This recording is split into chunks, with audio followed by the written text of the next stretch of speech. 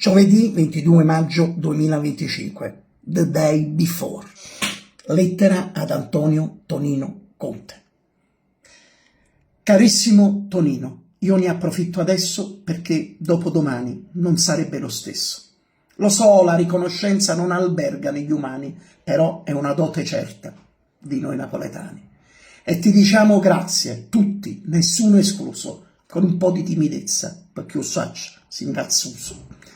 Tu sei arrivato a luglio, sorrisi e abbronzatura, mentre a Castelvolturno sole e sfravagatura. Tony è tenuto subito tutto sotto controllo, si pensa mo a Garcia, ma meno fritto in gol. Era andato tutto bene fino a dopo Capodanno, poi che lo mercato in merda ti è rimasto troppo in canna.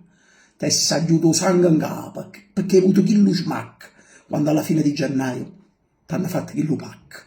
Ma che sangue la colonna, c'è mi sanno me corre, e chi lo postero Giorgiana mi ha portato a Ocafor. Sì, ho capito che stai a tuzzo con il nostro presidente, che però, a quando stai tu, non si vede e non si sente.